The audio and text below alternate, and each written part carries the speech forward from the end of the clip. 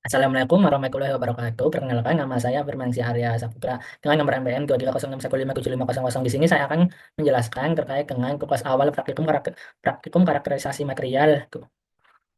Next itu di sini saya akan membahas terkait dengan ultra visible UVB spectroscopy. Next untuk prinsip dasar UV spektroskopi. Ya, dari yang pertama saya akan membahas spektrum elektromagnetik dulu. UV dan cahaya tampak merupakan bagian kecil dari spektrum elektromagnetik yang luas. Ini untuk gambarannya ya. Termasuk di sini juga ada radiasi radio, X-ray, eh, television, terus sinar inframerah, sinar X, dan lain-lain. Dihitung dari rumus IHV, di mana H adalah konstan kabel yang energi ini penting untuk memicu transisi elektron di dalam materi. Untuk yang kedua itu adalah panjang gelombang dan frekuensi. Radiasi ini bersifat gelombang dengan gelombang yang dilambangkan dengan lambda dan frekuensi yang dilambangkan dengan V. Dinyatakan dengan persamaan V sama dengan C terlambda di mana C adalah kecepatan cahaya, sehingga semakin pendek lambda semakin tinggi energi yang dimilikinya. Pengukuran dalam UVV sendiri menggunakan nanometer. Untuk dari spektrum UVV itu sendiri, saat cahaya mengais sampel, interaksi terjadi dalam bentuk penyerapan, refleksi, hamburan, dan emisi. Eh, Absorpsi menyebabkan elektron berpindah ke tingkat energi yang lebih tinggi. Nah, ini salah satu itunya, gambarannya. Untuk eksikasinya, kombinasi transisi elektron, vibrasi, dan rotasi menghasilkan pika serapan yang lebar. Ini untuk eksikasinya ya. Eh, Nah, pika khas inilah yang membantu dalam analisis dan identifikasi zat. Ini untuk terkait gambaran bagaimana bagaimana transisi transisi elektron terus kayak macam di dalam UV vis gitu. Nah, untuk dari prinsip kerja spektrofotometer UV-vis adalah spektrofotometer UV-vis menggunakan sumber cahaya untuk menyinari sampel dalam rentang gelombang UV hingga tampak antara 190 sampai 900 nanometer. Alat ini mengukur cahaya yang diserap, ditransmisikan, atau dipanggulkan oleh sampel pada setiap gelombang. Beberapa spektrofotometer dapat memperluas rentang hingga near infrared, near 800 sampai 3200 nanometer. Nah, ini untuk salah satu contohnya yang di sini mengalami sekitar ya kurang lebih 250-an. Data spektrum yang diperoleh digunakan untuk mengidentifikasi senyawa, menentukan konsentrasi, untuk mempelajari sifat aktif suatu bahan. Untuk teknik pengukuran, sampel cair biasanya ditempatkan di dalam kuvert yang tersedia dalam berbagai jenis kaca, kuarsa, atau plastik. Ini untuk gambaran terkait dengan kuvert itu sendiri. Sampel paket dapat diuji dalam berbagai sudut atau menggunakan aksesoris tambahan seperti refleksi diffus, fiber optik, memungkinkan pengukuran sampel yang besar, panas, dingin, atau berbahaya di luar kompartemen sampel. Nah, ini untuk fiber optiknya dapat digunakan untuk studi kinetik reaksi, analisis warna, atau karakteristik bahan optik. Ini untuk salah satu dari keunggulannya. Next, saya akan membahas terkait dengan Fourier transfer infrared spektroskopi. Nah, untuk pengertiannya sendiri, FKIR atau Fourier transfer infrared adalah teknik analisis yang digunakan untuk mengkarakteristik berbagai jenis sampel seperti cairan, larutan, pasca, serbuk, film, serat, gas, dan analis juga dapat dilakukan pada permukaan substrat juga untuk analisisnya. Mengapa FTIR digunakan? Yang pertama itu untuk mengatasi keterbatasan dispersif. Metode awal menggunakan prisma atau grating lambat dalam memisahkan frekuensi. Yang kedua, pengukuran simultan yakni FTIR mengukur semua frekuensi inframerah secara bersamaan. Yang ketiga, pengukuran inframerah untuk penggunaan interferometer untuk memecah sinar IR menjadi dua berkas. Satu dipantulkan oleh cermin tetap, satunya lagi cermin yang bergerak. Gabungan kedua berkas menghasilkan sinyal interferogram yang mengkode semua frekuensi IR yang disebut dengan infrarogram. Ini infrarogram. Gabungan kedua berkas menghasilkan sinyal sinyal infrarogram ini yang mengkode semua frekuensi IR yang disebut infrarogram. Komputer ya untuk mengkalkulasikan uh, melakukan decoding infrarogram menjadi spektrum frekuensi yang disebut transformasi Fourier. Proses cepat atau pemindaian dalam hitungan detik yang destruktif dan sensitivitas tinggi itu yang paling utama mengapa alasan FTIR juga digunakan.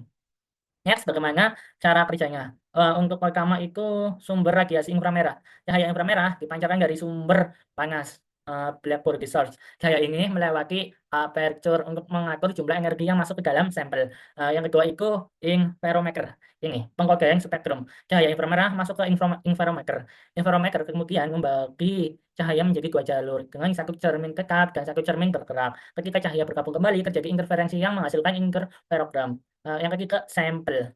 Ini penyerapan radiasi cahaya melewati atau dipantulkan oleh sampel, tergantung jenis analisisnya. Molekul dalam sampel menyerap energi pada panjang gelombang tertentu, menciptakan pola spektrum yang unik. Kemudian yang keempat, detektor dan komputer analisis data. Detektor menangkap sinyal dari interferogram dan mengubahnya menjadi data digital. Komputer menerapkan Fourier transform untuk mengubah interferogram menjadi spektrum inframerah yang dapat dianalisis. Untuk mengkalibrasikan intensitas penyerapan, dilakukan pengukuran latar tanpa sampel. Spektrum latar ini digunakan sebagai acuan untuk membandingkan dengan pengukuran sampel sehingga memastikan bahwa fitur spektrum yang muncul murni berasal dari sampel. Satu pengukuran latar cukup untuk banyak analisis karena mencerminkan karakteristik instrumen. Next, itu ada Atomic Absorption Spectroscopy atau AS. AS merupakan teknik analisis untuk mengukur konsentrasi unsur logam dalam suatu sampel dengan menggunakan prinsip penyerapan cahaya oleh atom bebas. Teknik keunggulan teknik ini sangat sensitif, dapat mendeteksi unsur dalam jumlah yang sangat kecil, ppm, ppb, serta cepat dan ukuran dan akurat. Proses dasarnya sendiri, atom dalam fase gas menyerap cahaya pada panjang gelombang tertentu yang menyebabkan elektron bereksikasi pada gambar yang pertama tadi keadaan elektron tereksikasi dari keadaan dasar ke keadaan tereksikasi. Kemudian prinsip dasar hukumnya yaitu pertama hukum Lambert-Beer. Intensitas cahaya yang diserap oleh atom dalam suatu medium berbanding lurus dengan konsentrasi unsur dalam sampel. Yang kedua, eksikasi dan deeksikasi. Elektron dalam atom menyerap energi dan naik ke tingkat energi yang lebih tinggi, lalu kembali ke keadaan dasar semula dengan memancarkan energi yang sama yang disebut fluoresensi. Fluoresensi contohnya yaitu natrium saat menyerap cahaya 589 nanometer kembali ke keadaan dasar yang memancarkan cahaya dengan panjang gelombang yang sama. Yes, untuk instrumen AI sendiri yaitu sumber cahaya.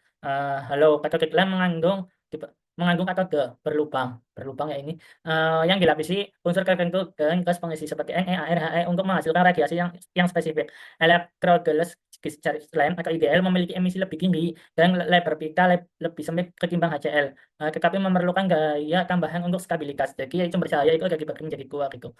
Yang kedua itu atomizer. Ada yang burner atau pembakaran mengubah senyawa menjadi atom bebas dalam nyala api. Ini nyala api us.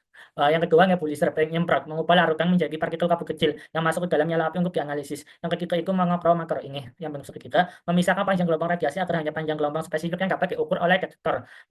Yang kemudian mengurangi interferensi dari radiasi lain. Yang keempat itu detektor mengukur radiasi yang ditransmisikan oleh sampel dan mengubahnya menjadi sinyal listrik yang kemudian mendeteksi seleksi garis resonansi dan emisinya lambat. Yang kelima itu ada radio device. Berbagai alat tampilan seperti meter analog, jack recorder, digital display digunakan untuk menampilkan data. Hasilnya juga bisa dicetak menggunakan printer atau plotter. Yang keenam adalah chopper, sebuah perangkat rotary yang diposisikan di dalam halo cathode lamp dan nyala api. Chopper menghilangkan tetesan besar dan menghasilkan cahaya pulsasi yang diukur oleh protokol tanpa gangguan. Ini untuk instrumen dalam AS itu sendiri. Next itu yang terakhir ada simultaneous thermal analysis STA. Nah, untuk SKA ini untuk gambar terkait dengan SKA. Teknik analis thermal simultan ini untuk mengukur perubahan berat TG dan reaksi kalori GSC dalam rentang suhu minus 150 derajat hingga 2400 derajat. Teknik ini menggabungkan thermographic analysis TGA dan GSC dalam satu instrumen. Prinsip kerjanya yaitu untuk TGA sendiri mengukur perubahan berat sampel saat suhu meningkat dalam atmosfer oksidatif atau inert. Kemudian untuk GSC menganalisis perubahan energi kalor pada sampel seperti transisi kaca, kriskalisasi, dan reaksi eksokrem atau engkrom. Sedangkan untuk komponen utamanya yaitu ada sumber panas, furnace untuk memanaskan sampel dalam kondisi atmosfer tertentu yang diinginkan, kemudian timbangan sensitif untuk mengukur perubahan berat sampel secara real time. Kemudian ada yang ketiga ada sensor GSC untuk mengukur perubahan kalor selama pemanasan atau pendinginan. Empat ada atmosfer control, dapat dikontrol dengan gas inert atau gas reaktif untuk analisis yang lebih spesifik lagi. Cara kerjanya yaitu sampel ditempatkan dalam furnace dan dipanaskan sesuai program suhu yang diinginkan. Kemudian timbangan mencatat perubahan berat selama pemanasan yang ada. Kemudian sensor GSC mendeteksi perubahan kalor dalam sampel. Data yang diperoleh untuk menganalisis stabilitas thermal, degradasi, dan reaksi material. Next. Sekian dari saya. Terima kasih. Mohon maaf apabila ada kesalahan. Assalamualaikum warahmatullahi wabarakatuh.